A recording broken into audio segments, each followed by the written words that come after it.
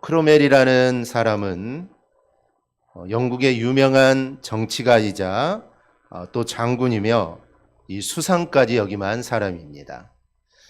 그런데 그는 어느 날 가장 인기가 많고 또 최고의 권력을 가졌을 때 그가 갑자기 은퇴를 선언합니다.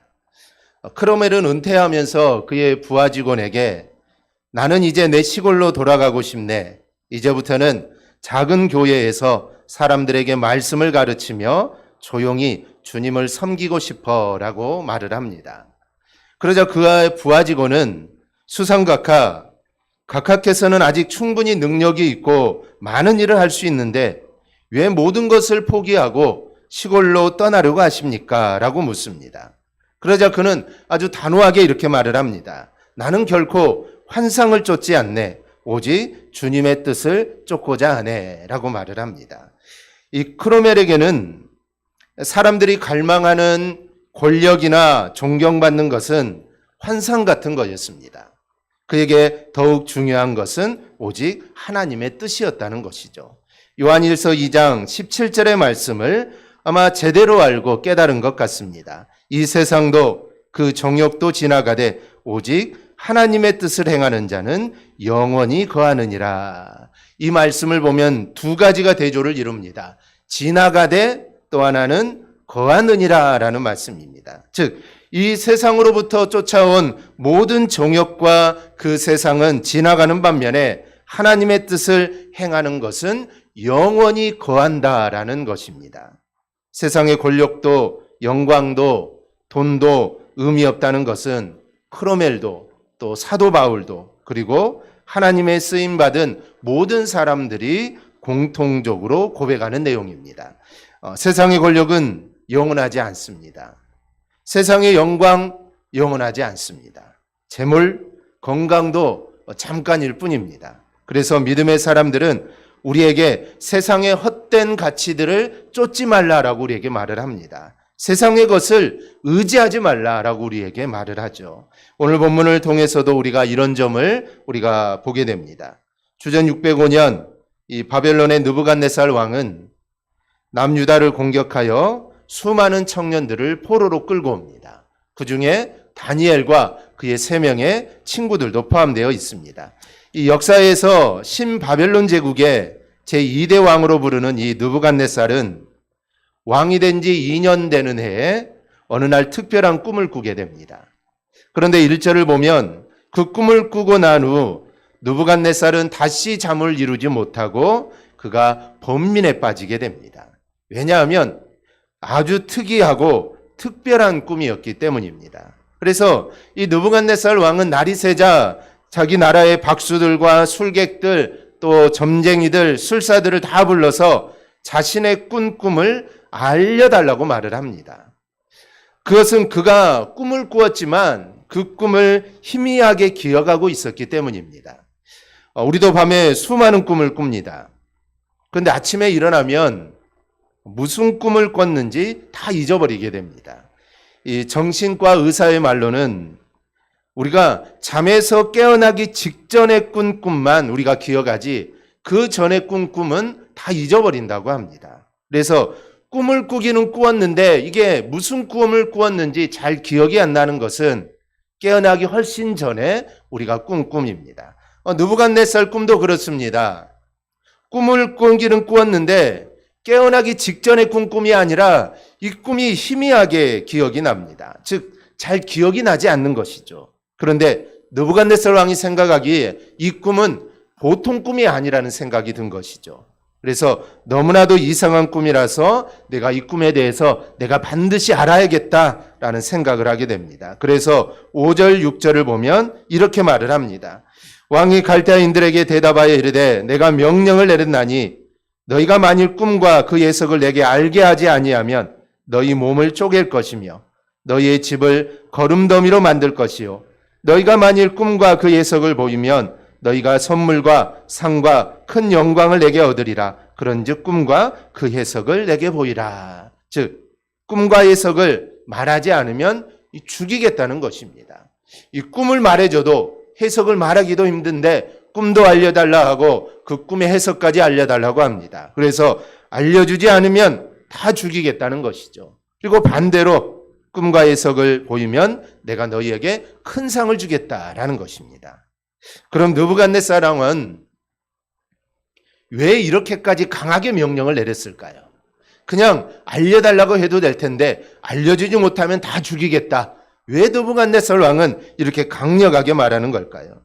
이 느부갓네살 입장에서는 너무나 무섭고 또 너무나 회개한 꿈이라서 반드시 알아보고 싶었던 것입니다. 그런데 다른 이유가 있습니다.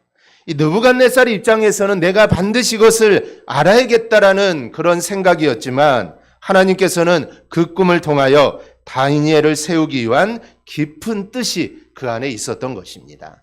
모든 사람들이 해석을 한다면 다니엘을 높일 수가 없죠. 그래서 이 꿈은 아무도 해석할 수가 없습니다. 그래서 오직 다니엘만 해석할 수 있게끔 하나님께서 역사하셔서 다니엘을 세우기 위해서 하나님이 지금 어찌 보면 이 일을 벌이고 있는 것이죠.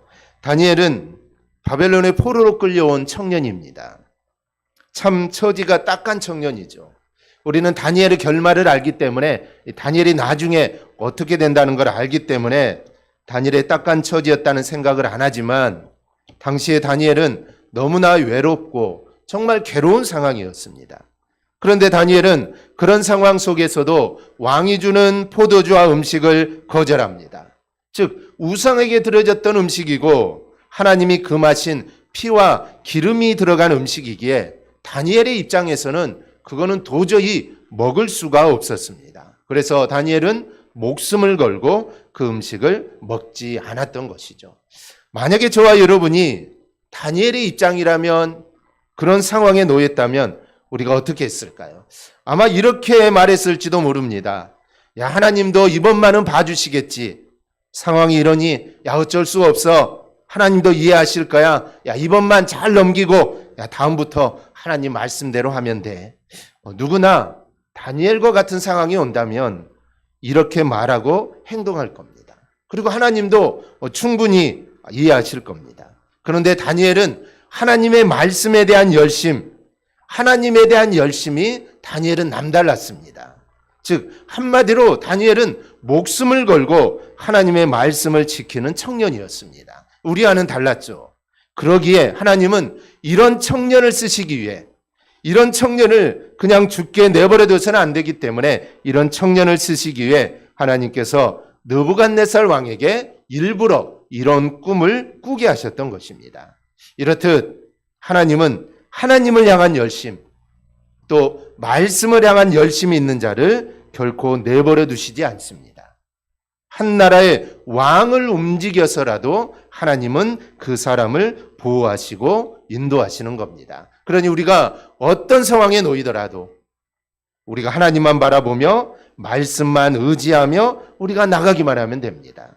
정말 도저히 안 될 것 같은 상황 속에서도 여러분 하나님을 한번 의지해 보십시오. 그러면 반드시 하나님의 인도하심을 우리가 경험하게 될 것입니다. 우리가 평상시에도 하나님을 의지해야 되겠지만 정말 어려운 상황, 정말 어떻게 할 수 없는 그 상황 속에서 하나님을 의지하게 되면 하나님의 인도하심을 우리가 몸소 우리가 경험하게 됩니다.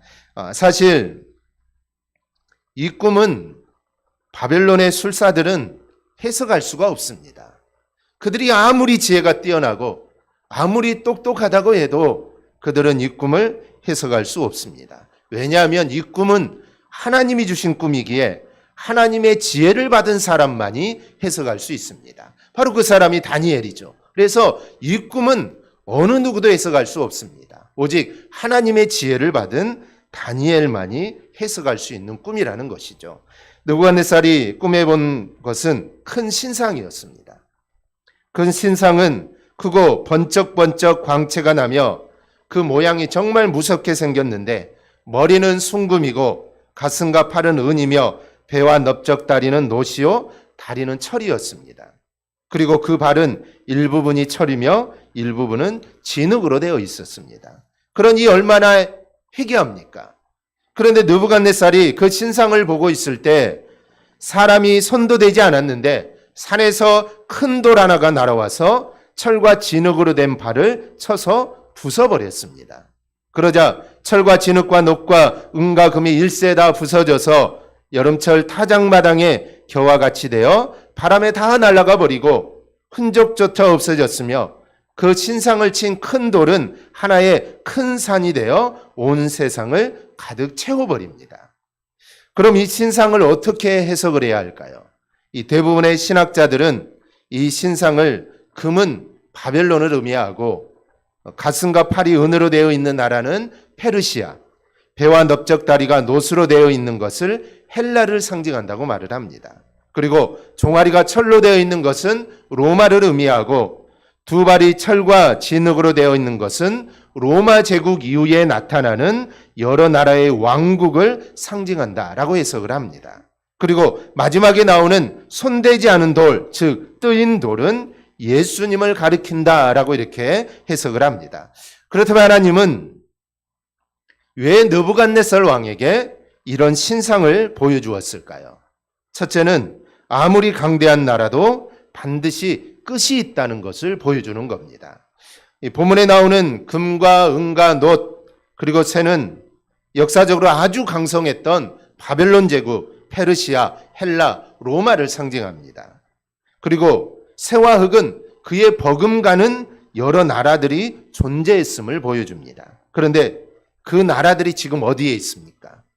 대표적인 예로 이 바벨론은 황금 제국이라고 불렀습니다. 그 말은 바벨론은 이 황금이 정말 많았던 나라입니다.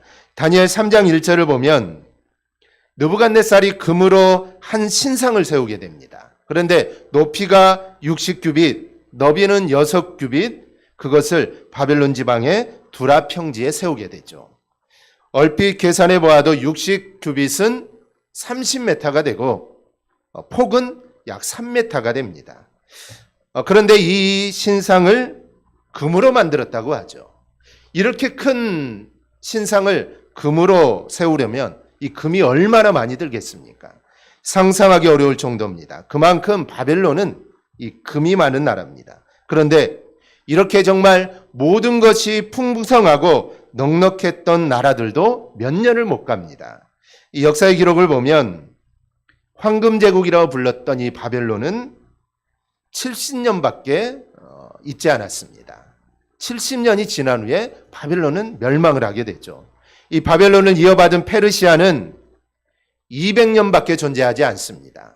그리고 그 이후에 헬라 제국은 260년을 존재하죠.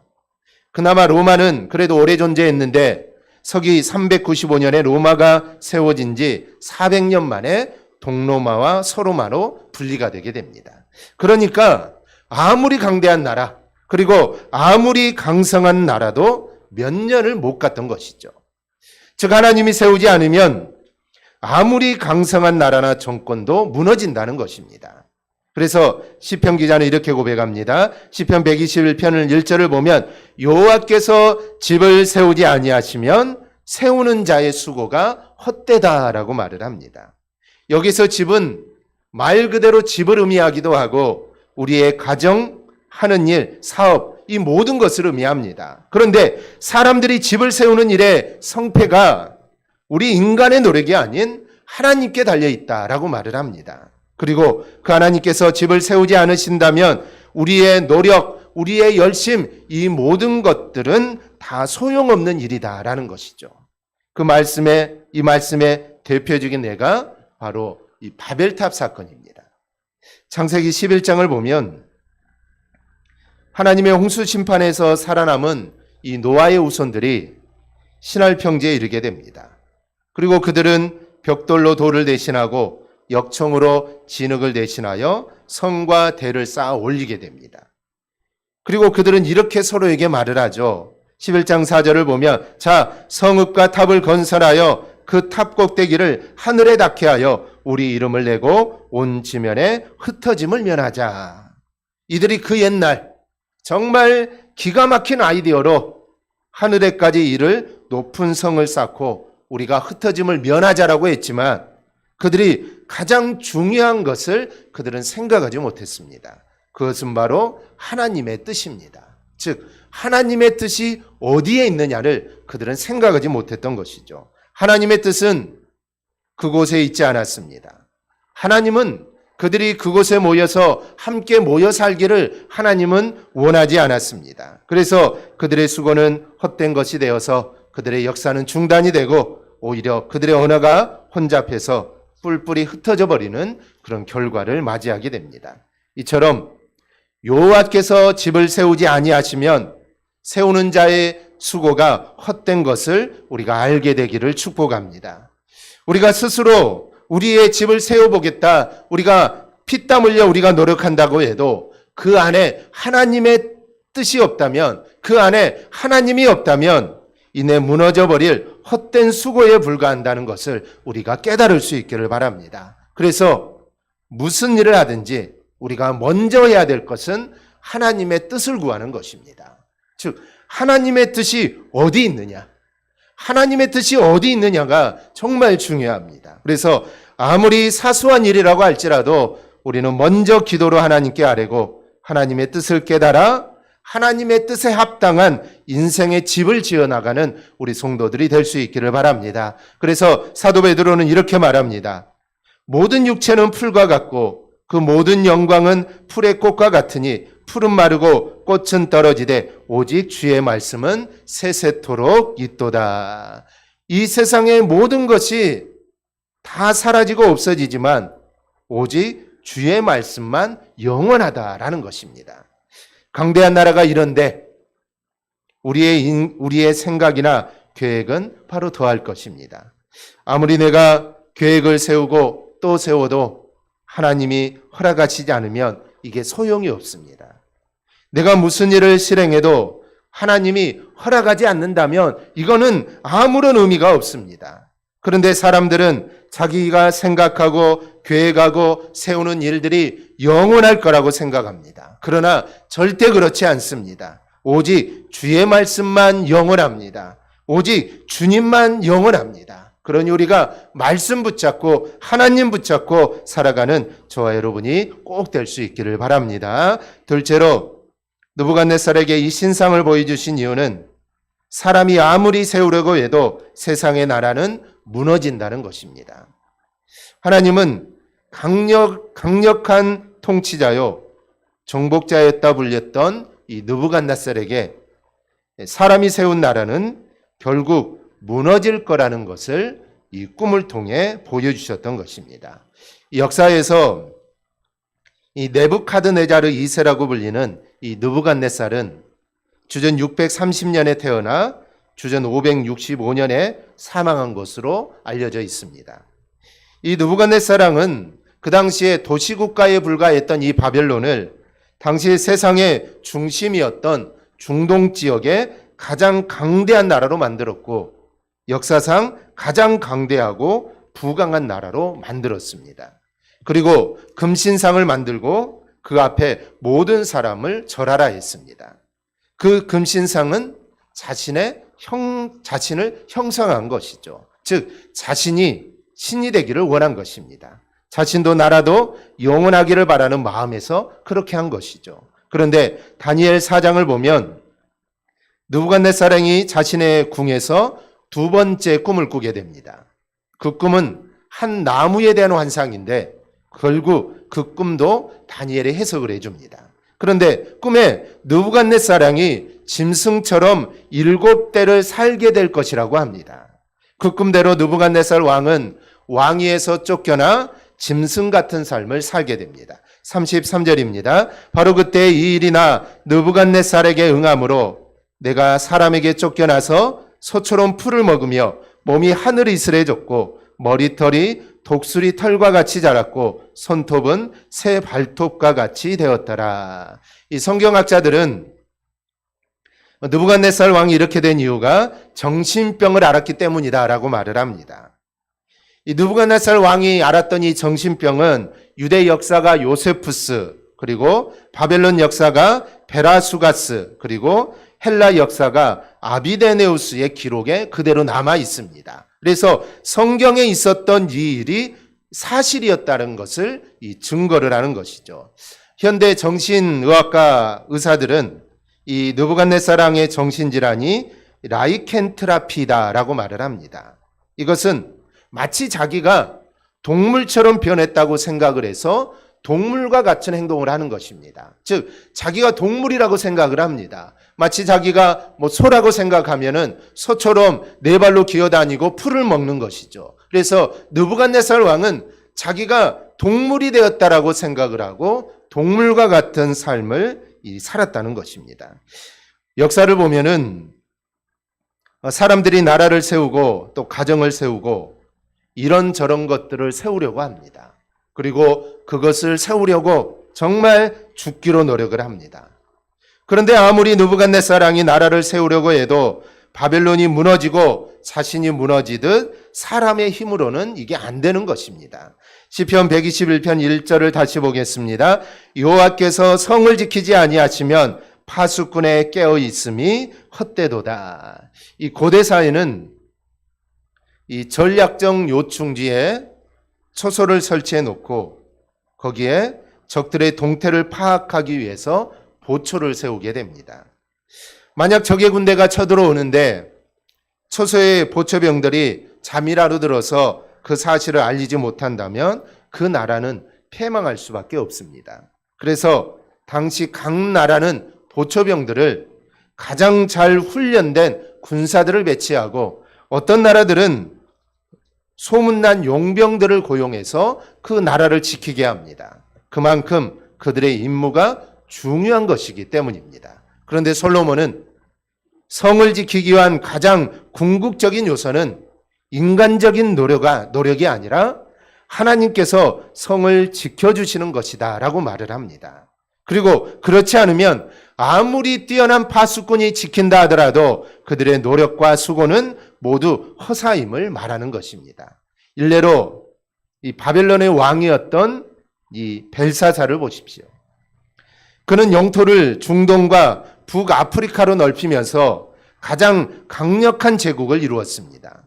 또한 그는 이스라엘과 주변의 국가들을 완전히 점령하고 그것을 자신의 땅으로 복속을 시켰습니다. 그는 자신이 거둔 업적과 승리에 도취되어서 하나님의 성전에서 사용하는 거룩한 잔을 가져다가 자기 유흥을 위한 잔으로 사용을 하게 됩니다.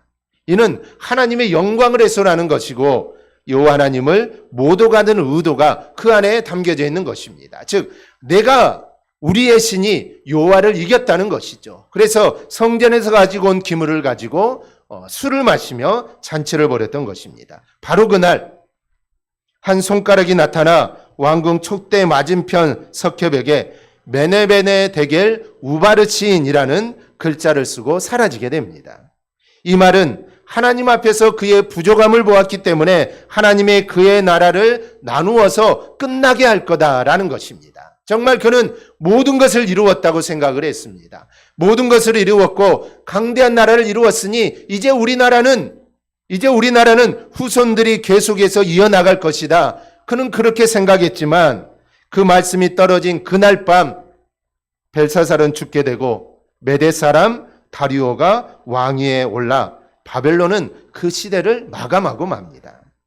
영원할 것 같았던 정말 그 당시에 최고로 강했던 바벨론이 하나님께 영광을 돌려드리지 않고 모욕함으로써 이렇게 쉽게 무너져 내렸던 것입니다. 그렇다면 우리 인생은 어떻겠습니까? 그 강대한 나라도 이렇게 되었는데 우리의 인생은 어떻겠습니까? 아무리 대단한 것을 쌓아 올렸다 한들 최정예 부대가 정말 나라를 무장하고 개미 한 마리 들어오지 못하도록 그 나라를 지킨다고 해도 하나님께서 지키지 않으면, 하나님께서 지켜주지 않으면 견딜 수 없다는 것을 우리는 알아야 합니다. 그러므로 지금까지 우리에게 허락하신 축복, 가정의 화목, 또 평안을 잘 만들어가고 또 유지하고 싶으십니까? 그러면 하나님께 도움을 구하십시오. 그리고 그분께 겸손히 무릎을 꿇고 말씀에 순종하는 삶을 우리가 살아가십시오. 그것만이 우리의 모든 인생을 안전하게 지키는 길입니다. 잠언 16장 9절을 보면 사람이 마음으로 자기의 길을 계획할지라도 그 걸음을 인도하시는 이는 여호와시니라 라고 말씀을 합니다. 그렇습니다. 우리를 인도하는 분, 그리고 우리를 지키는 분, 우리와 함께 하시는 분은 오직 여호와 하나님이십니다. 그러니 그 하나님만 바라보며 우리가 살아가기를 축복합니다. 세 번째로 느부갓네살에게 이 신상을 보여주신 이유는 결국 예수 그리스도가 세상을 다스린다는 것을 보여줍니다. 본문 34절 우리 35절입니다. 우리 한음성으로 함께 보겠습니다. 또 왕이 보신즉 손대지 아니한 돌이 나와서 신상의 새와 진흙에 발을 쳐서 부서뜨리매 그때 새와 진흙과 녹과 은과 금이 다 부서져 여름 타작마당에 겨같이 되어 바람에 불려간 것이 없었고 우상을 친 돌은 태산을 이루어 온 세계에 가득하였나이다. 아멘. 손대지 아니한 돌, 흔히 말하는 뜨인 돌은 예수 그리스도를 의미합니다. 이 돌은 사람들이 하찮게 생각하는 존재입니다. 그러나 성경을 보면 돌은 결코 하찮은 존재가 아닙니다. 우리 주님이 십자가에 죽으실 때 가슴 아파 터진 것이 바로 바위였습니다. 주님은 베드로의 믿음을 바위에 비유하셨습니다. 주님은 스스로를 가리켜서 자신을 산돌 혹은 흰돌이라 하였습니다. 이 사람들이 하찮게 여기나 하찮지 않는 것이 바로 이 돌입니다. 지금 사람들이 또 세상이 예수 그리스도를 그리고 그분이 세우신 교회를 얼마나 하찮게 여깁니까? 공격에도 비난에도 대항하지 않으니 얼마나 이 비하가 심한지 모릅니다. 다른 사람이나 단체 같으면 모욕죄로 고소할 만도 한데 그런데 그렇게 하지 않으니 그 이상의 모욕적인 말이 얼마나 가득한지 모릅니다. 그러나 이것은 잠시일 뿐입니다. 금이나 은이나 놋이나 새에 비해 볼품없지만 돌이 그 모든 것을 쳐서 파하고 온 세상에 가득하게 되듯이 그리스도의 영광은 온 세상에 가득할 날이 반드시 오게 되는 것입니다. 하박국 2장 14절은 이는 물이 바다를 덮음같이 여호와의 영광을 인정하는 것이 세상에 가득함이라 말씀을 합니다. 온 땅이 하나님의 영광을 알아 그 앞에 무릎을 꿇게 된 날이 반드시 오게 된다는 것이죠. 또 말라기 4장 2절 3절입니다. 우리 함께 봉독합니다. 내 이름을 경외하는 너희에게는 공의로운 해가 떠올라서 치루하는 광선을 비추리니 너희가 나가서 외양간에서 나온 송아지같이 뛰리라. 또 너희가 악인을 밟을 것이니 그들이 내가 정한 날에 너희 발바닥 밑에 재와 같으리라. 만군의 여호와의 말이니라. 아멘. 악인을 모두 제어하고 그 악인을 심판할 날이 반드시 온다는 겁니다. 결국 여호와의 영광과 권위가 온 세상에 가득할 날이 온다는 것입니다. 그러기에 우리가 이런 날이 올 줄 알고 믿음 생활이 힘들어도 우리가 기죽지 말고 낙심하지 말고 포기하지 말고 우리가 주님만 붙잡고 우리가 나갈 수 있기를 바랍니다. 그래서 그 영광을 받아 누리는 저와 여러분이 되기를 소망합니다. 독일과 이탈리아 그리고 일본은 1936년에 삼국동맹을 체결하여 세계 2차 대전을 일으켰습니다. 당시 이들 나라를 지배하던 통치자들은 정말 우상처럼 떠받들어져 엄청난 권력을 누리게 됩니다. 그러나 전쟁이 연합군의 승리로 끝을 맺자 이들 모두는 하나같이 비참한 최후를 맞이합니다. 이 독일인의 절대 지지를 받던 히틀러는 지하 벙커에서 자살로 생을 마감합니다. 이탈리아를 장악했던 이 무솔리니는 전쟁에서 패배한 뒤에 국경 밖으로 도망쳐 책임을 회피하려다가 발각되어서 총살을 당하여 죽게 됩니다. 일본 국민들에게 신으로 추앙받던 일본의 이 국왕은 무조건 항복한 뒤에 모든 지위를 잃고 맙니다. 아무리 큰 권력을 가진 위치에 있다 하더라도 한낱 인간이고 그런 권력도 잠시뿐입니다. 오직 주님만, 하나님의 나라만, 그리고 말씀만 영원합니다. 그러니 우리는 이런 것을 보여주는 오늘 느부갓네살 왕의 이 환상을 통해서 우리는 오직 하나님을 경외함이 지혜이고 우리의 기쁨임을 우리가 깨달을 수 있기를 바랍니다. 그러므로 세상의 그 무엇으로부터 우리가 즐거움을 얻는 것이 아니라 주님을 예배하고 경배하는 것에서 기쁨을 찾는 여러분이 되기를 바랍니다. 그리하여 진정 변하지 않는 하나님의 복을 누리며 살아가는 우리 모든 성도들이 되기를 주님의 이름으로 축원합니다. 아멘. 기도하겠습니다.